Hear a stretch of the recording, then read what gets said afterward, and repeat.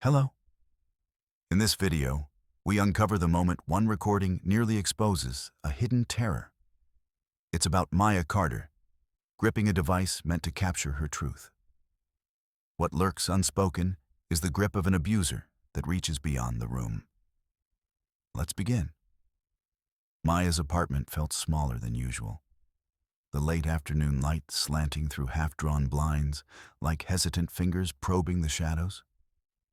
She sat at the kitchen table, her hands clasped tight around a small digital recorder, its black casing cool against her palms. The device was unassuming, almost innocuous, a gift from a long-forgotten writing workshop. But tonight, it loomed like a confessional booth in the dim room. Her heart hammered, a frantic drumbeat echoing the fear that had scripted her silence for months. She pressed the record button, the red light blinking to life like an accusatory eye.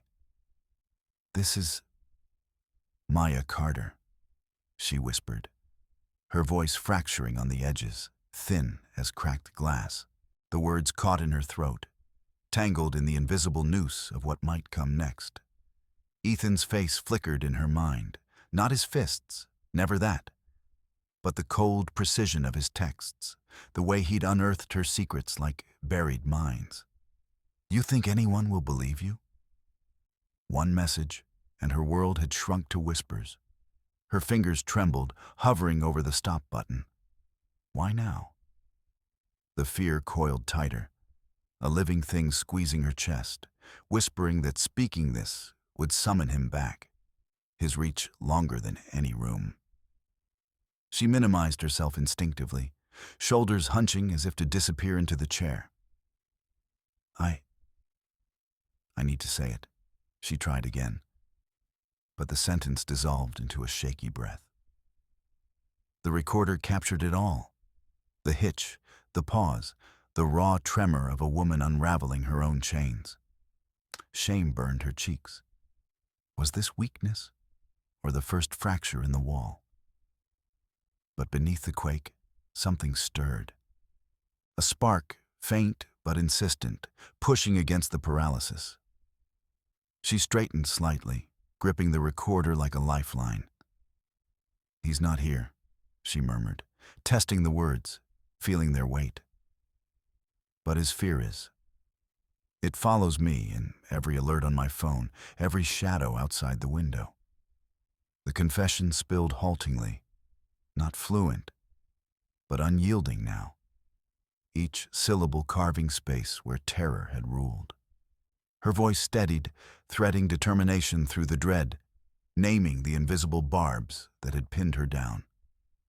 She paused, the red light steady, waiting. Could she go further?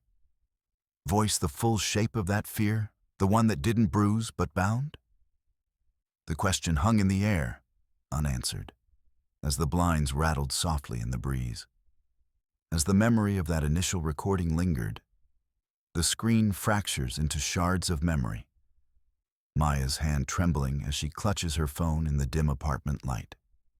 Cut to 6 months ago. A rainy evening. She's scrolling through her inbox, heart thudding like a distant alarm.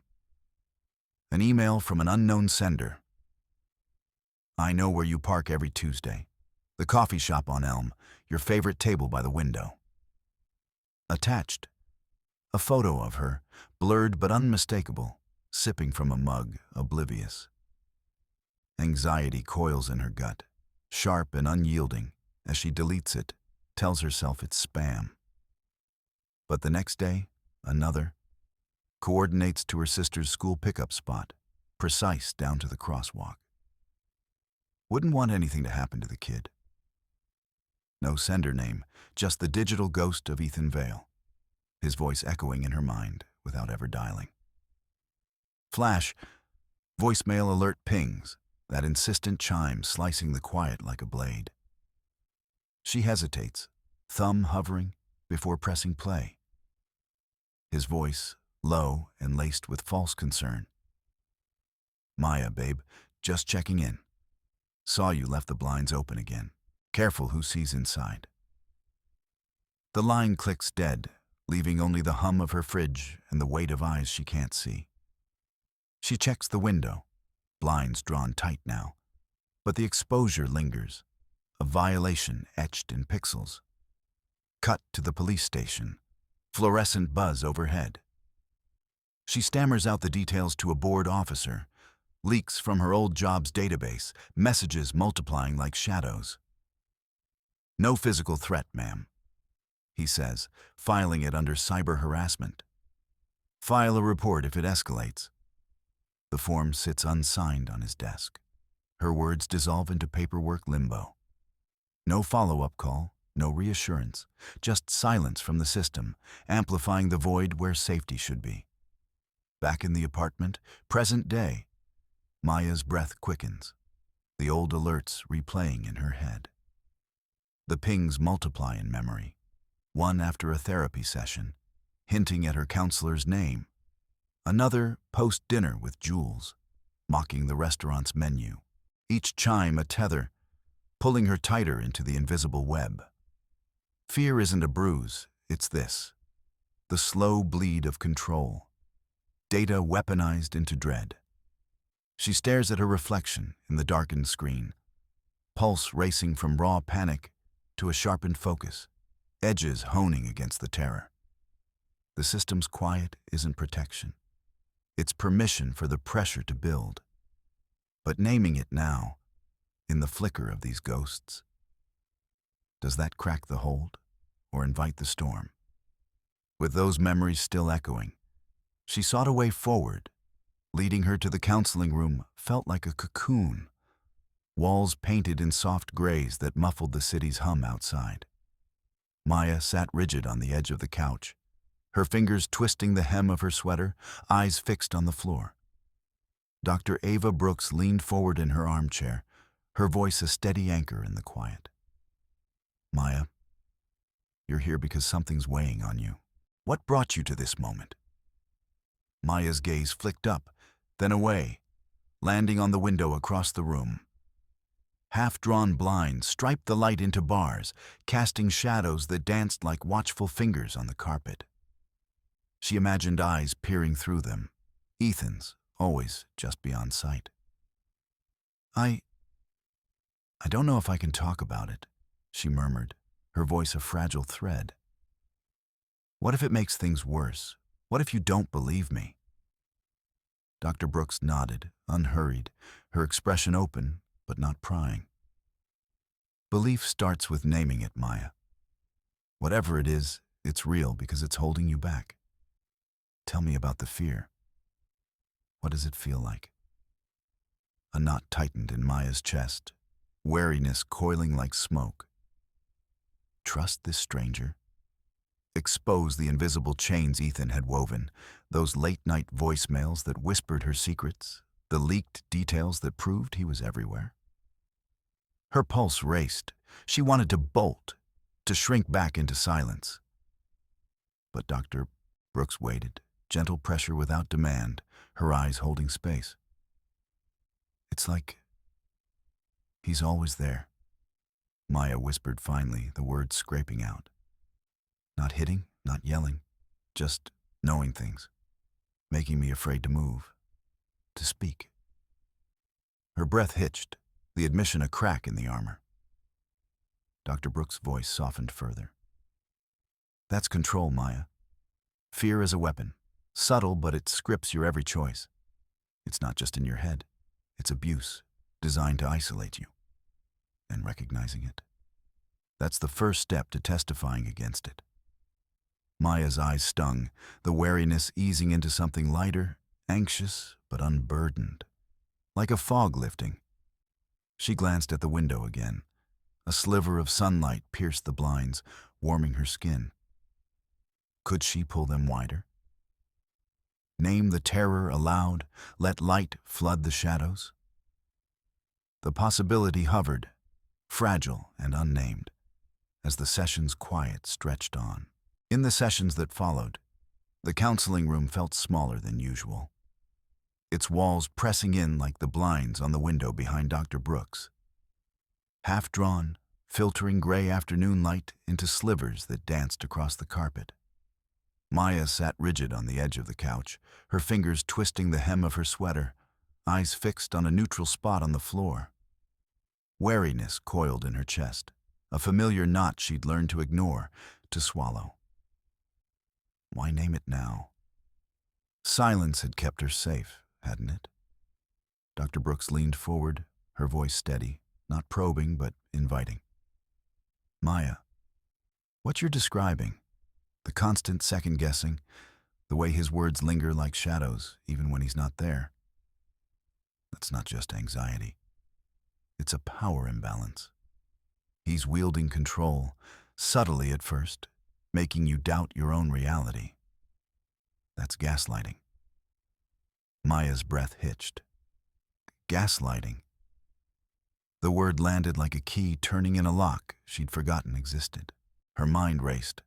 The late-night texts, twisting her words back at her, making her question if she'd imagined the threats. But it's not like he hits me, she murmured, the old habit surfacing, pulling her toward minimization.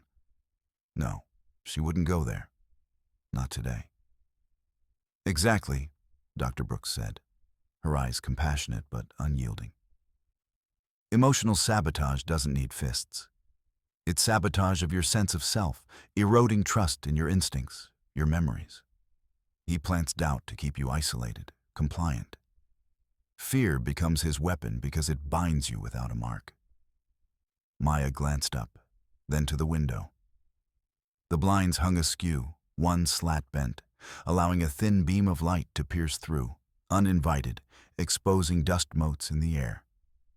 Like her fear, invisible until named, swirling but real. Could she pull that cord, let more in? The thought stirred something, a flicker beyond the wariness.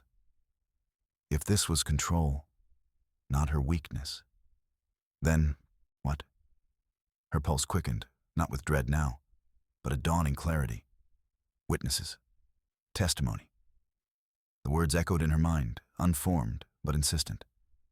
Dr. Brooks paused, giving space. Naming it gives you power back. It's not just surviving. It's seeing the cage. Maya nodded slowly, the knot loosening into insight's fragile edge. The blinds rattled faintly in a draft, half open, half shut. Would this language unlock the rest, propel her toward voicing it all? As insights from therapy began to take root, Maya turned to her friend, where the coffee shop hummed with muted chatter, steam rising from mugs like fragile veils. Maya sat across from Jules, her fingers twisting the edge of a napkin into shreds. The air between them felt thick, charged with the weight of what Maya had held back for months.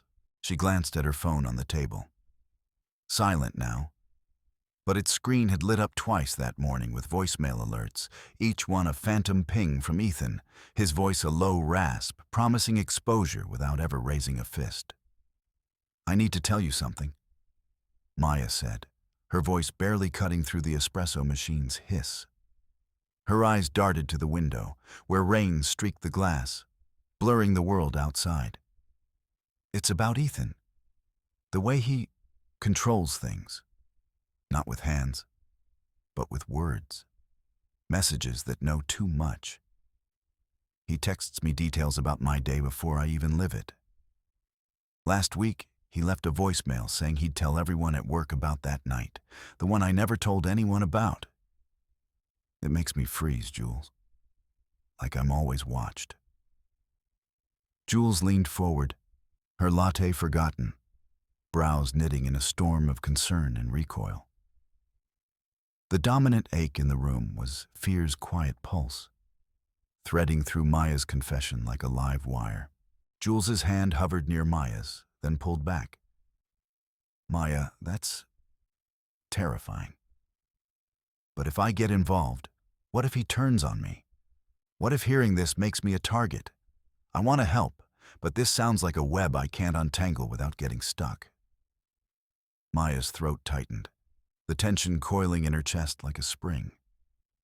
She could see the flicker in Jules's eyes. loyalty warring with self-preservation. Risking this felt like handing over a lit match, but the isolation clawed deeper than any threat. I get it. I don't want to drag you in, but I've started recording it all.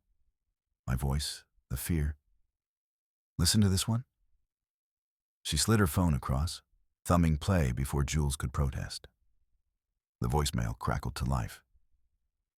You think silence keeps them safe? One word from me, and Jules knows everything. The alert's echo hung, a digital ghost underscoring the invisible noose. Jules's face paled, her breath shallow. The tension peaked, both women rigid, the symbol of those relentless notifications binding them in shared dread. But then Jules exhaled, slow and deliberate, her hand finally bridging the gap to squeeze Maya's. Okay, play it again. I'll listen. But we do this smart. Boundaries, yeah?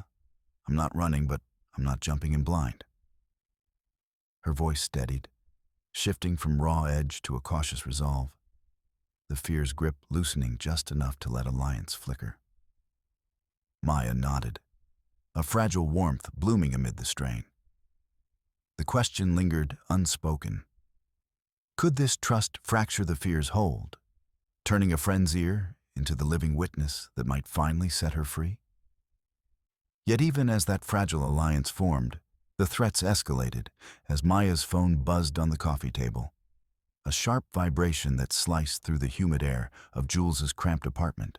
They were mid-conversation, cups of cooling tea forgotten, when the screen lit up with a mutual friend's name. Sarah, someone from their old writing circle. Maya's hand froze mid-gesture, her pulse quickening as she answered on speaker. Maya, it's Sarah. Look, I hate to say this, but Ethan's been talking. He says you're unstable, spreading lies about him to cover your own mess. He showed me screenshots, your texts, twisted ones. Said you're harassing him, that you're the one who's dangerous. People are asking questions. Just watch yourself, okay? The line went dead. Silence crashed in, thick and suffocating. Maya's breath hitched, her face paling as the words echoed. Anxiety coiled in her chest like a vice, squeezing until her vision blurred at the edges. Ethan's reach, God, it was everywhere, slithering through friends like smoke, without him ever stepping into the light. No bruises, no shouts, just this insidious web. Pulling tighter, Jules leaned forward, eyes wide but steady. That's bullshit, Maya. He's turning the narrative, making you the villain. We need to document this. She pulled out her own phone, already tapping notes. But before Maya could respond, another alert pierced the room. A voicemail chime, insistent and cold, from an unknown number. Maya's fingers trembled as she played it. Maya, it's Ethan. Heard you're dragging my name through the mud. Keep it up, and everyone sees what you're really like. Your friends. They'll know soon enough. His voice, smooth as oil, hung in the air, a ghost in the machine. The anxiety crested, a wave threatening to drown her. Visions of isolation flashing, accusations multiplying like shadows. But Jules's hand on her arm anchored her. This is proof, Jules said firmly. No pity, just resolve. Record it all. Don't let it bury you. Maya nodded, the knot in her throat shifting. Fear was real, a blade without form, but voicing it here with Jules witnessing sharpened something inside her. She hit record on her app, replaying the message, her voice overlaying it steady now. This is the pressure. This is control. Tense determination settled in, muscles taut but unyielding. The threats weren't whispers anymore. They demanded response, witnesses to shatter the silence. Would this public venom finally push her to gather more voices, to turn his invisible grip into something they could all fight? The phone lay silent, but the question lingered, electric in the air. That electric tension pushed Maya toward a moment of regression. where she slumped on the edge of her bed, the urban night pressing against the window blinds like a shroud. The apartment felt smaller than ever, the air thick with the residue of her last recording session. Her hands, heavy with exhaustion, trembled as she pulled the small digital recorder from her pocket. Its matte black surface caught the dim lamplight, a silent accusation in her palm. She'd poured her truth into it. Whispers of Ethan's invisible chains, the messages that slithered into her phone like venom. But now, after Jules's hesitant nod over coffee earlier, after the latest voicemail alert that buzzed like a hornet in her silence, doubt clawed at her resolve. Just delete it, she thought, thumb hovering over the erase button. Wipe it clean. No more words, no more risk. Tiredness seeped into her bones, a bone-deep weariness from carrying the weight of her own voice. Silence had kept her safe before. Kept Jules safe. Kept the fragile threads of their friendship from snapping under the strain of shared secrets. If she stopped now, the threats might fade, Ethan's shadow might retreat. She could shrink back into the peace of invisibility, where no one asked her to name the fear that didn't bruise but bound her all the same. Her finger pressed down, the menu flickering to life. But then, beep. The phone on the nightstand lit up, another voicemail alert slicing through the quiet. She froze, heart stuttering. Ethan's voice, distorted through the ether. A casual mention of her route home, a friendly warning wrapped in concern. Proof. The threats weren't pausing. They were circling, patient as a noose tightening. Exhaustion cracked, giving way to a fresh wave of fear that coiled in her gut, sharp and insistent.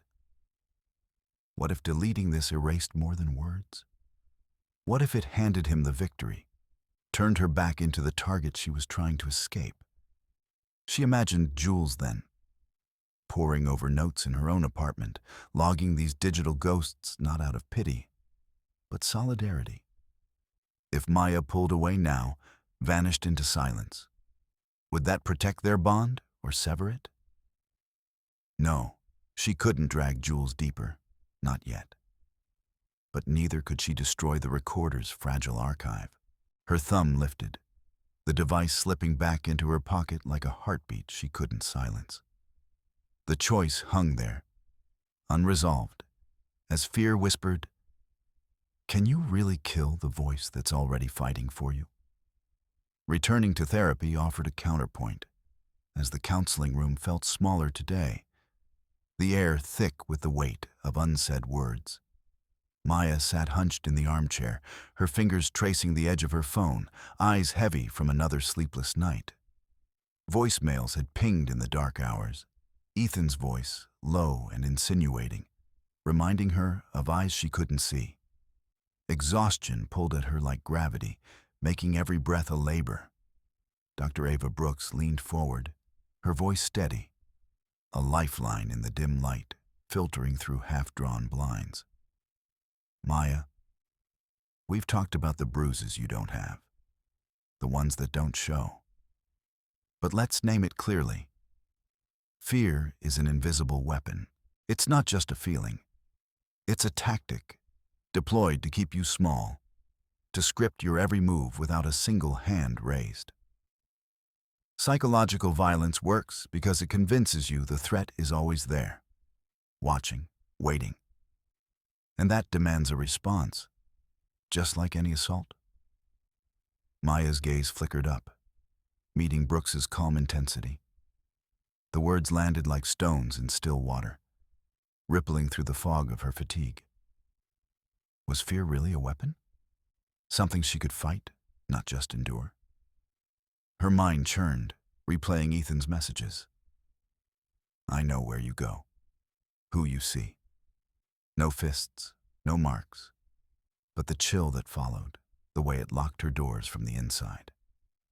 She shifted, pulling a small digital recorder from her bag, its sleek black surface cool against her palm. She'd almost deleted the files last night, the confessions she'd whispered into it. But now it felt heavier, a fragile shield. "If it's a weapon," Maya said, her voice cracking with weariness, "then what do I do? Pretend it's not loaded?" Brooks nodded, her expression a quiet anchor. "You name it. Document it. Protect your voice like you'd protect your body. Silence doesn't disarm it. It hands him the trigger." The room hushed, Maya's thumb hovering over the recorder's play button.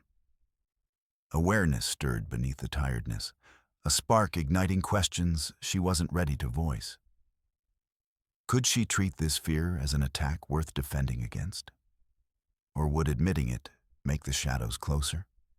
She pocketed the device, unresolved, but for the first time, the session felt like a shared front. Two minds mapping the unseen battlefield. Emboldened by this reframing, Maya returned to the recorder, her fingers hovering over the recorder on the scarred wooden table in Dr. Brooks' office. The device a small, unassuming weight in her palm.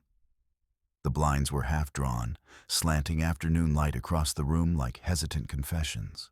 She had deleted the first recording weeks ago, its words too raw, too exposed. But now, after Brooks's steady reframing, fear as an invisible weapon, not just a shadow. Maya felt the shift inside her, a quiet awakening uncoiling from the knot of dread in her chest. She pressed record, the red light blinking to life like a heartbeat she could finally claim. Her voice, once a whisper, emerged clearer, steadier. "This is Maya Carter. I'm speaking because the threats from Ethan Vale aren't bruises you can see. They're messages that arrive at 2 a.m., detailing my routines, my friends' addresses. I know where you park," he texts. One word to the wrong person, and Jules pays. It's surveillance without a face, gaslighting that makes me question my own steps. Her breath caught, the old fear rising like bile. Careful, she thought, don't poke the bear. Say too much, and his reach might tighten, pulling her back into silence. But Brooks sat across from her, notebook poised, eyes holding space without judgment. "Name it," the counselor had urged earlier. "The power drains when you do." Maya's choice crystallized. Speak precisely, not to provoke, but to anchor her truth, to prove the recording wasn't fragile, but a foundation. She leaned forward, grip tightening on the device. These aren't accidents. They're calculated, reminders that he's watching, always. I used to think staying quiet protected us, but silence feeds it. I won't let it. Awareness bloomed into resolve, her words gaining edge, no longer pleading, but declaring. She described the voicemail's chill, the way they'd scripted her days into submission, pausing only to meet Brooks's nod. "I need this documented. Help me build a plan. Restraining order, safe shares. Witnesses." The recorder captured it all, her voice a thread weaving defense from vulnerability. Brooks leaned in. "We'll safeguard this. You're not alone in naming the weapon." Maya hit stop. The file saved, not hidden, but held as evidence. In that moment, fear lingered, acknowledged but not commanding. Could she keep speaking, letting it exist without surrender? The red light faded, but the question hummed in the air between them. With the recording now a foundation, Maya took the next step, her hand hovering over her phone, the screen's glow casting sharp shadows across her cluttered kitchen table. The recorder sat beside it, a small black device etched with her voice. Hours of confessions, timestamps of threats that never left bruises but carved deep. Her pulse thrummed in her ears, a reminder of Ethan's last voicemail. "You think anyone will believe you?" Calling this hotline felt like stepping into the open, exposing the invisible cage. But Dr. Brooks' words echoed. Fear is the weapon. Naming it disarms it. She had to choose. Bury the truth again, or let it breathe. Fingers trembling, she dialed. Can I share it? Will it matter? The question hung unspoken in her mind. Can I trust these voices? Strangers who might hold my truth like a shield, or shatter it?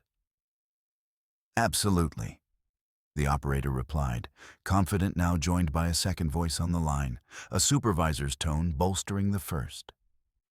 Send it securely. We'll guide you through reporting, safety planning. You're not alone. This starts your net. Relief bloomed, determination hardening into confidence. Maya hit record transfer, the file uploading like a weight lifting. Instructions followed. Block numbers, document patterns, connect with local advocates. Partnership with Brooks expanded in her thoughts. This was the web widening, new voices weaving in. Resistance to the unseen terror wasn't solitary. Witnesses made it real. She ended the call. Recorder now a talisman in her palm, the apartment feeling less like a trap. But as she stared at the phone, the question lingered. Would handing over that piece of herself finally break free, or just invite the shadows closer?